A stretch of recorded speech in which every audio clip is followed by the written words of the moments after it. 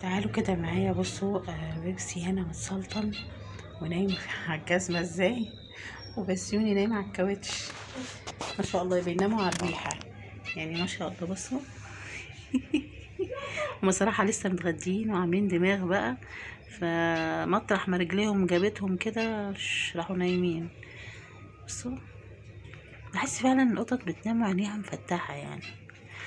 بس هو مستمتع. انت مستمتع يا بيبسي انك نايم في الجزمة؟ ها، والتاني نايم على الكاوتش وايه مية مية. بس بسيوني قليل الادب عشان ساعات بيعمل بيبي على الكاوتشات او الجزم بالزيت يعني. ماشي. بصوا بيبسي مستجم يا روحي. نام يا حبيبي نوم العافية والهنا على بدنك يا قلبي. تعال نشوف كده الباقي الحشد راح فين.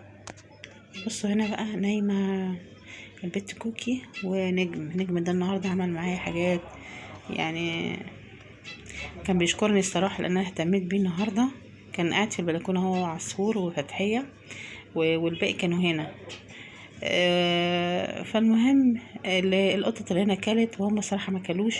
بس اول ما دخلوا بقى انا اهتميت بيهم واديت لهم برضو الاكل عشان حرام.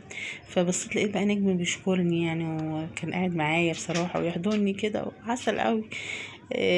ان شاء الله بقى اصور عنه حلقة كده مخصوص الواد نجم ده، رغم انه قليل الادب كده وحرامي، بس والله قلب ابيض زي السكر.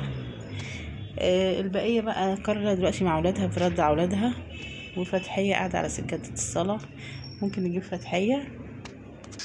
ايه يا توحة انتي قاعدة تصلي؟ شاطرة. بصوا فتحية قاعدة على سجادة الصلاة عشان كنت بصلي من شوية كده وقمت، فهي بقى لسه ما قامتش يعني. فتحية فتحية صلي يا فتحية، يلا صلي يا فتحية شاطرة. وهنا كارلا بترضع الصغار قطاقية العساسيل، بترضعهم بقى وايه عسل عسل عسل. شاطرة، ايوه كده بتهتمي بعيالك. احبك واموت فيكي واديلك يا بنت اكل كمان بزيادة عشان تهتمي بالعيال. بس العيال بقى قطاقية قهوة عساسيل وكبروا وبقى سكرات خالص. هتقولي انتوا لسه ما عملتلهمش اسبوع؟ اقول لكم لا لسه بصراحة. ممكن اعمل لهم اسبوع كده على يوم الجمعة كده ربنا يسهل. وبصراحة الله يفرح بالاسبوع احنا يعني، عشان هم لسه اطفال ما يعرفوش حاجة. يلا اشوفكم على خير يا حبايبي في الحلقه الجايه كده. وفي الاسبوع بقى هنقول اسم القط صندوق، هنغير اسمه وهنختار له كده اسم جميل ان شاء الله. يلا سلام يا حبايبي.